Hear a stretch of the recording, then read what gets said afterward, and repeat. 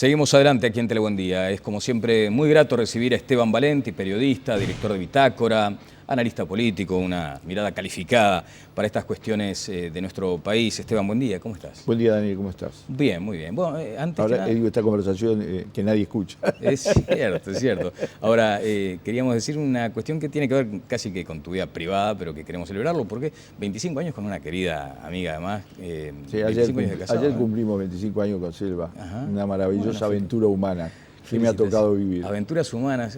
¿Has tenido más maduras que verdes o al revés? No, más madura. Yo tengo unos hijos maravillosos, 4. Bueno, tengo, no, desde ese punto pero de vista. ¿sabes qué pasa? A veces Sí. los hijos, a pesar de, tengo una verde gigantesca, Ajá. gigantesca, que es la derrota de mi proyecto político original, al cual yo le aposté toda mi vida, que fue, digamos, el comunismo, el Partido Comunista, y yo lo asumo como una enorme derrota que me costó, hoy me cuesta terriblemente, como elemento emocional, como elemento cultural, como búsqueda de respuesta. Es una cosa que me sacude. Ahora, esas cosas tan visceral que te nace hacen que crean que sos hoy anticomunista. Para nada, en absoluto. El único que salió a defender y a discutir sobre el libro, digamos, la política de la fe sobre el Partido Comunista, que es un esfuerzo interesante pero muy polémico. De Garcés. Yo salí muy duro. Yo en absoluto, es más, yo creo y sigo con mucha atención todo el tema de lo que es la elaboración de Marx y las nuevas tendencias. Hoy se inaugura un hecho que tiene tanta importancia como las elecciones de los Estados Unidos. Es cierto, el que Congreso del Partido Comunista 18 en China. Congreso del Partido Comunista Chino. A ver, la economía de Uruguay depende, y de los países emergentes, y el fenómeno mundial de desarrollo de los países emergentes depende mucho más de China siga creciendo al 8% e incorporando de 30 a 40 millones de personas al mercado, digamos, de consumo en serio todos los años, que cualquier otra cosa. No por el precio de la soja solamente, sino por toda la tendencia mundial. Entonces, ese fenómeno es un fenómeno solamente político, de política económica, es un gran fenómeno ideológico muy complejo. Vietnam, donde está Astori, Sí. y donde le dieron el título honoris causa y donde estamos todos contentos porque vamos a exportar carne, etcétera, es un país con una tradición revolucionaria impresionante, desde la guerra de Indochina hasta nuestro día, y que es uno de los países de más crecimiento. Es un país con un partido comunista que dirige el país. Ahora, íntimamente, entonces, por la forma en que te expresas, se rompió un sueño para ti. Sí, sí. El sueño de un tipo de socialismo que iba a resolver todos los problemas de la humanidad, que yo lo asumí como tal y que fue una aventura que me devoró la vida durante 25 años, sí. Y lo digo también, y lo reconozco con cierta nostalgia, los seres humanos, desde que existen y tienen pensamiento más elaborado que el de alimentarse y sobrevivir, han tenido el sueño de encontrar respuestas globales. Algunos lo buscan desde el punto de vista religioso, otros filosófico.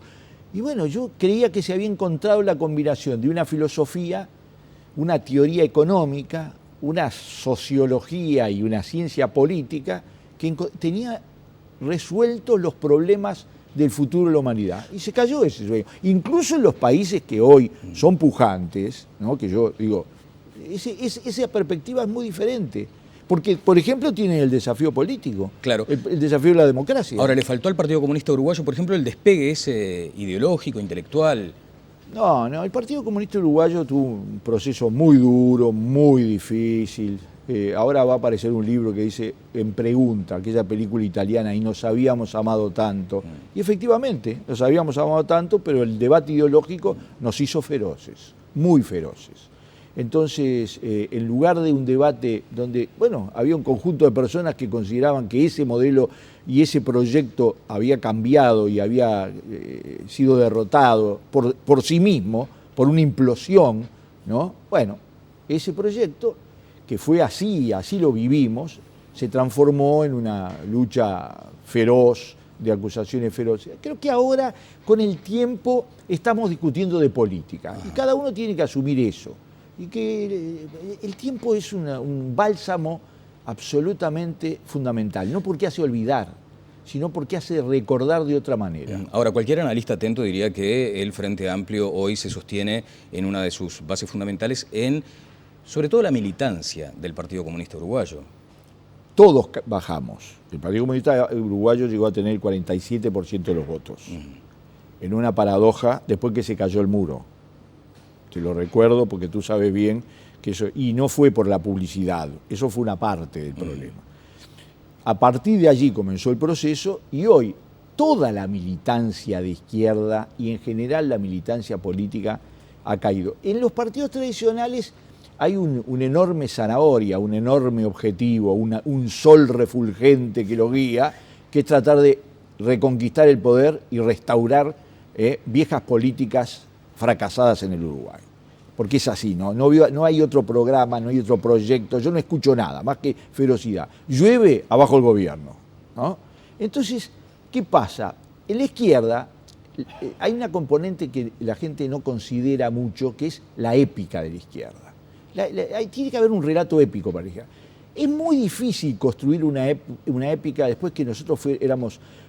había que vivir en peligro, era la segregación, la discriminación. Yo la primera vez que fui a un canal, vine a este canal, traído por René Jolivet, ¿te acordás? Claro. Fue un acontecimiento que alguien de izquierda y un dirigente juvenil comunista viniera acá a discutir. Me trajo Jolivet y fue así, una revolución en su momento. Entonces te digo, hoy no, hoy estamos, la izquierda está en todos lados, claro, hace la agenda para bien y para mal. Entonces, Daniel, hay un aspecto y es que todo el tema de la militancia política en el Uruguay, uno de los países con mayor índice de militancia política que yo conozca, en Italia, que es el otro que conozco, también se cayó. Pero no respondiste la pregunta, Sí, Esteban. pero el Partido Comunista tiene un peso muy grande. Pero te debía decir una cosa. Hay cada vez más una enorme diferencia entre la cantidad de votos y la cantidad de militantes. Eso se ha ido aumentando la diferencia. Claro. Bueno, ¿y no es tiempo de revisar, por ejemplo, ese tipo de procedimientos internos para que la militancia no pese tanto en las decisiones? Empezó. Es difícil. Sí. Y no porque sea el Partido Comunista, sí, sino porque siempre las estructuras tienden a protegerse. Siempre. Ajá. En cualquier circunstancia. Porque es una posición de poder. Y el poder, Daniel, en la política, el que se haga el distraído y mire con cara de ángel, ¿no? Y diga, el poder es una cosa accesoria. No, en la política es la única actividad humana donde la lucha por el poder es explícita. Sí. Entonces, se empezó, el cambio de Mónica Javier en la presidencia del Frente Amplio es extraordinario. Los 3 vicepresidentes que se han designado, que trabajan muy bien, se nota. Los Frente Amplistas lo notamos todos los días en el protagonismo. Ustedes en la prensa. Claro. Y aquello del perfilismo sobre el que mucha gente ha advertido los riesgos que tiene para, bueno, en este caso el Frente Amplio, para todos los partidos, porque aquí quiero instalar a Lorier, por ejemplo, ¿no? Que es hoy la referencia más notoria en el Partido Comunista. Cuando se afilia a esa teoría de decir, vayamos por la vía Venezuela para resolver el tema Pluna, ¿tú adviertes allí un interés auténtico, ingenuidad? ¿Qué hay? No, yo advierto un interés político, un interés ideológico absolutamente auténtico con el cual no estoy para nada de acuerdo. Para nada de acuerdo. Y estoy dispuesto a discutirlo. No es un episodio. ¿Ya? No es un episodio. Yo no lo ataco en absoluto. Digo, yo parto de un criterio. Si todos vamos analizando un fenómeno que es lo único bien claro que es para todos es que una compañía aérea en Uruguay no es ningún negocio refulgente. Te doy un solo ejemplo. Si vos presentás una licitación en Uruguay para cualquier cosa, para las grandes, la regasificadora, cualquier cosa, se presentan una fila de empresas interminable. Después se pelean por quién se quiere quedar. Para Pluna no se presentó nadie, se presentó una empresa, ¿está claro? Por lo tanto, no es un negocio, no es. Entonces, si es un negocio muy riesgoso, ¿es correcto que nosotros le vayamos a pedir a otro país que asuma un tema que nosotros tenemos que decir, cuando nuestro país tiene un crédito internacional que paga el 3% anual a 30 años y Venezuela, producto de su situación, tendrá plata disponible, pero acá estamos hablando de perder plata, claro, paga el 11%. Era ideológico entonces. Es ideológico, y yo creo que tiene todo el derecho del mundo, pero que me lo diga, pero entonces, que sea parte del debate. ¿Sabes qué pasa, Daniel? Te voy a avanzar. Porque a mí, vos sabés una cosa que aprendí en el Partido Comunista y después más todavía, no hay que decir Gregre para decir Gregorio. me pegan duro, dicen que es perfilismo. Vos imaginate que después de 50 años de perder plata con Pluna, hubiera una empresa privada que la hace funcionar y determina que Pluna deje de perder plata. Tiene una connotación económica importante para el país, tiene una connotación importante desde el punto de vista económico, pero tiene una connotación ideológica. Porque si esa empresa es privada, y yo creo que es difícil hasta para una empresa privada, tiene un mensaje ideológico muy potente. Entonces, recurramos a una empresa mixta, donde el Estado venezolano pone plata, que es injusto, porque ya nos ayudó mucho con COFAC. No hay que olvidarse que la primera herencia, el primer muerto que le dejaron al gobierno de Tabaré Vázquez, fue COFAC. Y COFAC fue un gran esfuerzo. La política del gobierno venezolano, nosotros, si fuéramos nacionalmente reconocidos, ha sido muy generosa. A ver, por el Uruguay. tú sugieres entonces que había gente en la izquierda, en el Frente Amplio, que temía el éxito del emprendimiento privado. Yo creo que tiene una actitud en general en la izquierda, sí. Yo me incluyo en la época anterior y también. A mí eso de que todo lo que, digamos, sea privado, sea exitoso, no está demostrado. La demostración más clara es Pluna. Sí. Y está claro que mientras no rompamos con un esquema ideológico, y es el esquema de que el socialismo es el Estado, que es lo que fracasó estrepitosamente, porque donde funciona el socialismo, con sus deformaciones y sus problemas, es en China donde el socialismo no es solo el Estado, ni principalmente el Estado. Hoy, en Cuba, ¿qué es lo que cambió o están tratando de cambiar? Que no haya solo economía social, que deje de haber kiosquitos que son el Estado. Ese modelo se ha caído y nosotros queremos empezar a avanzar hacia ese modelo. Bien, pero estaba hablando justamente de eso, de las intenciones o intencionalidades en la interna del Frente Amplio. Gente que por ideología pretendía, y si se me permite el término vulgar, tirar para atrás de este asunto. No tirar para atrás, promover su proyecto. Ajá. Y tiene derecho, yo no lo discuto. Pero con debate. No, con debate y con claridad, no es una salida desesperada, no es un descarte, es una salida desesperada. Veamos, y además, en el marco de una política. Yo creo que en este tema de Pluna, que a esta altura de la vida hay algunas cosas claras y otras todavía muy complejas. Sí. El objetivo que se planteó el gobierno desde el principio fue un objetivo histórico. ¿Sabes cuál es? Después de 50 años de perder todos, de todas las maneras posibles, dejar de perder. No es una actividad. ¿Y querés que te diga dónde empezó esto? Empezó en el 92. ¿Por qué la izquierda y todos los que nos oponíamos a las privatizaciones dejamos afuera Pluna del referéndum del 92? ¿Por qué? Porque efectivamente habíamos asumido que si había una solución de privados que funcionara era buena. Si no se encuentra, habrá que decidir. ¿Cómo describes hoy la situación de Pluna? Bueno, está en medio del Salto, cruzando un río muy turbulento y en medio de ese río turbulento. Es muy difícil hacer balance final. ¿Río turbulento con pirañas? Sí. Enormes pirañas. Enormes pirañas. A ver cuáles. A ver. Es muy difícil negociar una cosa como esta que es muy complicada, donde además el gobierno ha puesto el listón tan alto y tiene sus obligaciones para ponerlo tan alto. Y te la voy a dar mi opinión sobre el tema. A ver. La empresa fracasó, el anterior gobierno, los dos referentes fundamentales reconocen que se equivocaron en optar. No había otra opción. La otra opción era cerrar Pluna en el 2007. A ver si la izquierda en el 2007 soportaba, desde el punto de vista, y el país, cerrar Pluna. Entonces, se hizo un esfuerzo. A mí me da risa la oposición, que durante 5 años dijo que Pluna era la peste de la peste de la peste, y ahora llora por todo lo que dejó Pluna, porque Pluna tenía conectividad, tiene 7 aviones nuevos, contra el desastre total y absoluto de Bari, más la hipoteca de los juicios civiles y penales. No importa por cuánto es, pero hacer un concurso en un gobierno, que podría haberlo hecho, Daniel, podría haberlo hecho.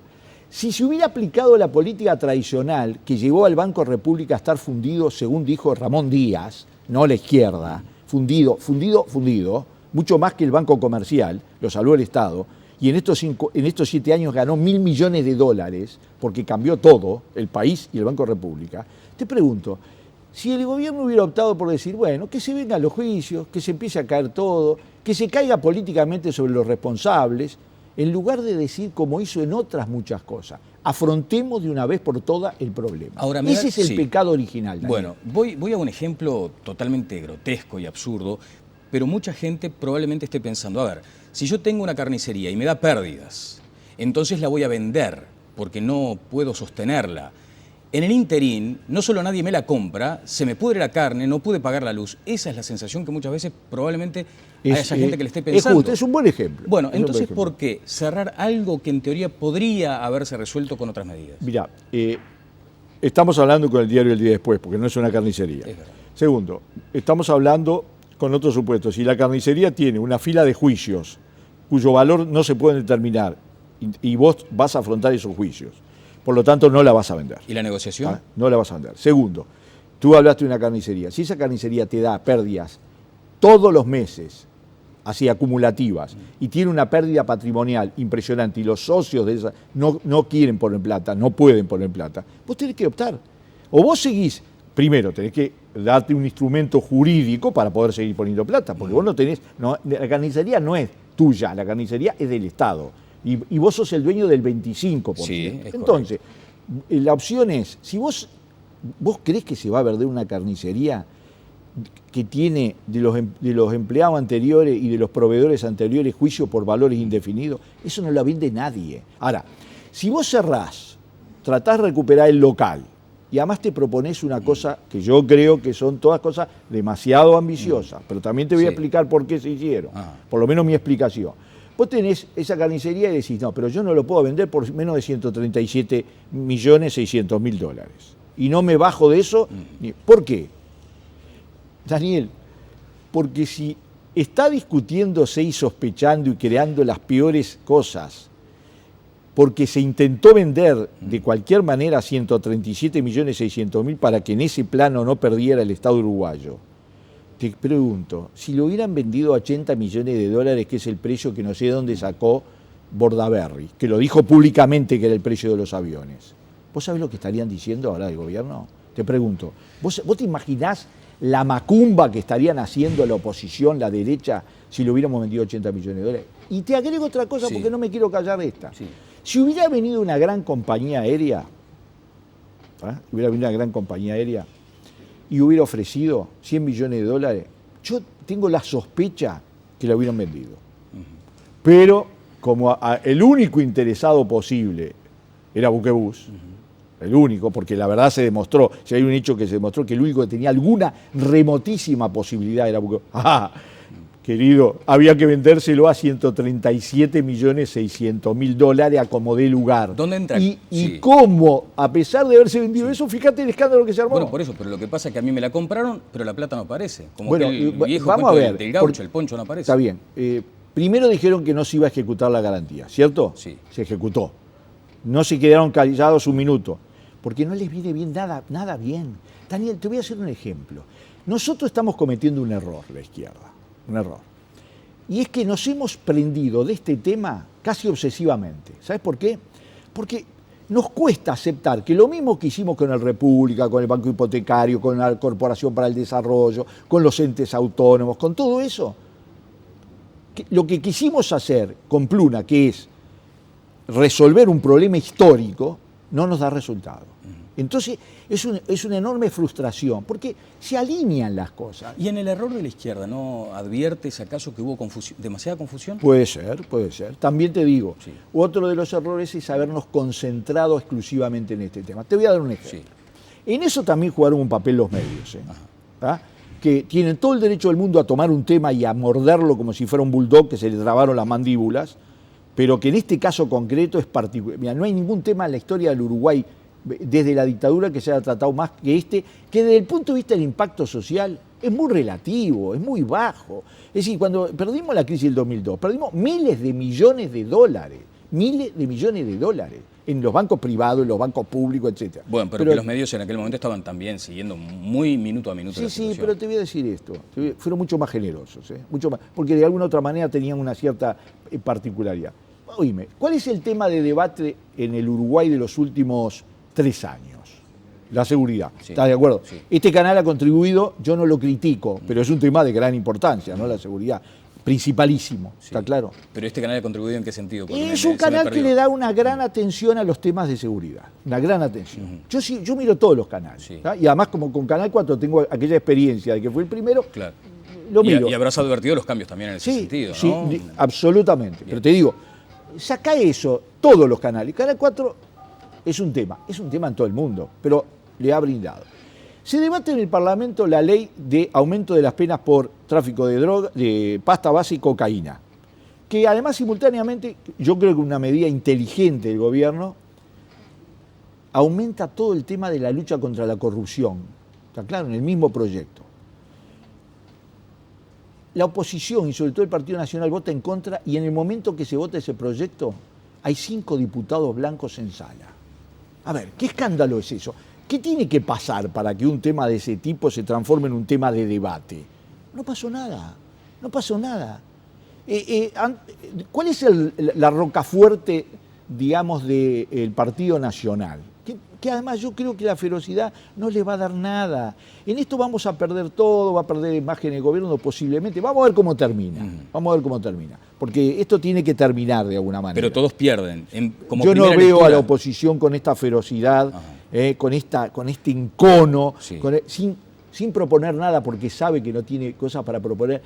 Yo lo entiendo, porque el tema de Pluna Sí. es muy difícil. Esteban, ¿y por qué la justicia toma partido en la situación pero y ¿cómo? de oficio, por ejemplo, empieza a actuar en algunos No, procedimientos? de oficio no, actúa. Primero porque el Parlamento como tal, con el voto de todos, manda la causa de Pluna anterior a la justicia. ¿Te hubiera gustado un investigador en el Parlamento? No, prefiero la justicia. Ajá. Entre otras cosas porque en el Parlamento, por ejemplo, cita a Campiani a declarar, Campiani no quiere ir y no va. Ajá. La justicia tiene que ir. ¿Pero allí no se advertían responsabilidades políticas más claras? Las responsabilidades políticas van a... Mira, si ha habido tema con debate de responsabilidad política, ha sido este tema, ¿no? Hay una interpelación por semana, poco menos.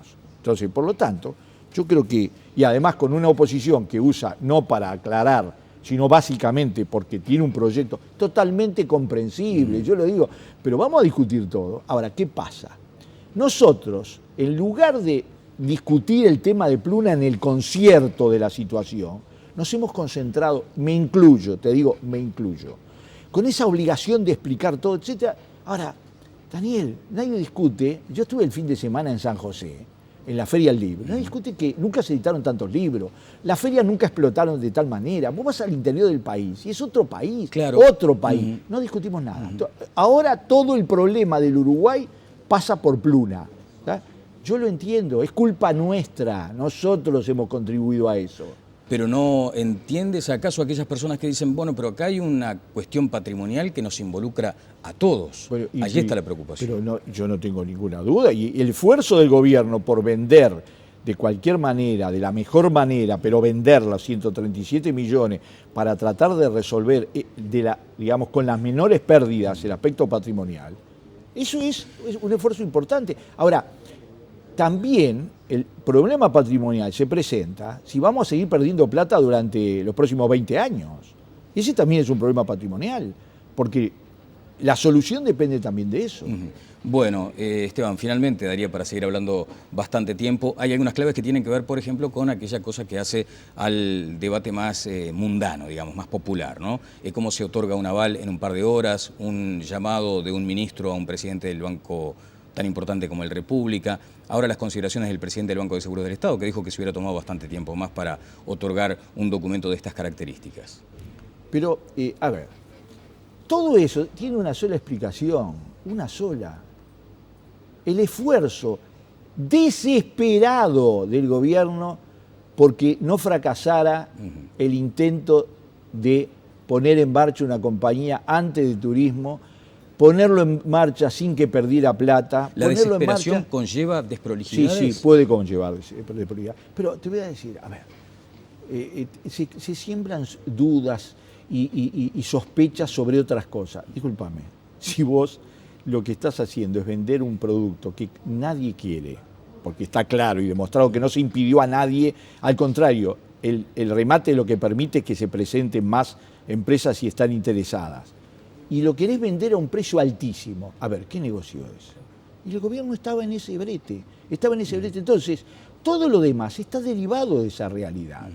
¿qué estaba defendiendo? ¿Algún interés particular? ¿Algún interés político? ¿Algún interés empresarial? No, porque incluso la empresa, que digo, lo voy a mencionar porque no parece que hablamos de buquebús, demostró que tenía un interés muy relativo, porque es una empresa exitosa, pero es una empresa a la cual se le exigía, fíjate que se le exigía además de todo empezar a discutir después cómo se pagaban los otros gastos. Ahora, fuera propia interna del Frente Amplio la que determinó... Sí, le abrió la puerta. Sí, la que determinó que Buquebús se fuera. Era previsible. ¿Era una pulseada? ¿Esta es una pulseada que ganó Buquebús, por ejemplo? No sé, no creo. Yo creo que digo, además, ¿sabes qué pasa? Un grave error es hacer que la lógica de las empresas privadas, llevarla a la lógica de la política. Las empresas privadas. Hay gente que descubrió que la empresa privada quería tener lucro. Bueno, mira, ¿sabes una cosa? La empresa privada vive para el lucro. Por lo tanto, no es nada descalificante. El problema es que alguien descubrió que ese era su único objetivo. Y sí, claro. Es decir, a menos que vos lo que quieras es una empresa privada que gane por otro lado, que es lo que hay que demostrar con Campiani, porque lo que le acusaron a Campiani es de eso. Bueno, para finalizar, finalmente acá dijo Lorier, por ejemplo, cuidado con que esto puede comprometer la chance electoral del Frente Amplio. Ayer estuvo Gamú y dijo que de ninguna manera lo piensa, que Tabaré gana con la fusta bajo el brazo. Y Botinelli me decía el otro día, ojo con la Tabaré dependencia en el Frente Amplio. Primero, es un hecho que el Frente Amplio renueva su mandato. No, hechos en política 2 años antes no existen. Eso es... futurología. No, eso es un augur. Hay que hacer prospectiva. Yo haciendo prospectiva sobre lo que ha sido la obra de estos dos gobiernos, los éxitos y los problemas que tenemos, el candidato que tenemos natural, ¿tá? Que es efectivamente Tabaré Vázquez, que no es que lo designó la Providencia, tiene todas esas potencialidades, por una razón muy simple, por 2 razones. La primera, por su gobierno, ¿no? Y la segunda, por su personalidad. ¿Tá? Es decir, da una serie de señales. Entonces, por lo tanto, es cierto que hay una cierta dependencia, es cierto que a mí me gustaría un protagonismo, pero también hay muchos protagonistas de otro tipo. El problema es que en el Uruguay actual, desde hace un lustro, las 3 principales figuras políticas de este país son 3 de Frente Amplio.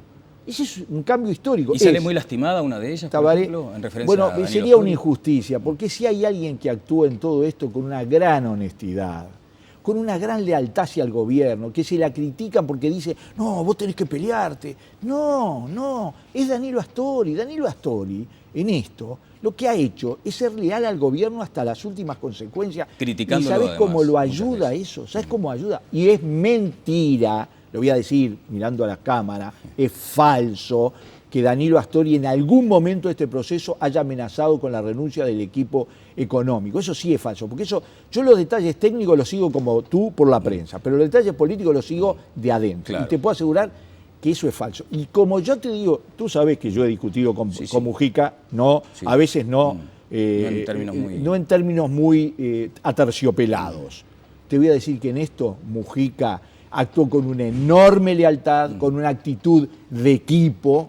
Nos tocó al Frente Libre Sereni tener a los 2 ministros en este tema, pero te voy a decir, el presidente actuó y las direcciones estratégicas que planteó del principio, que se las propuso, se las planteó, no se las propuso porque es el presidente de la República, a los ministros era: dejemos de poner plata en un proyecto que 50 años le costó mucha plata a los uruguayos. Bien, ¿te dolió, te sorprendió que la versión sobre la posibilidad de que Astori hubiera pedido la renuncia de los ministros naciera de algo que muchos consideran como la Biblia de la izquierda, que es Brecha? No, Biblias no hay más, en ningún lado. Segundo, me dolió que se siga hablando de fuentes oficiales. Para decir una cosa de ese tamaño, te estoy diciendo de algo que afecta directamente a las 2 principales figuras institucionales de este país. El presidente, que aceptaría chantajes, y el vicepresidente, que las haría. Hay que tener pruebas. Yo lo conmino a alguien que haya dicho eso, que me lo demuestre. Yo, Esteban Valenti, digo que es falso y lo firmo. No escribo que hay fuentes del gobierno que me dijeron que es falso.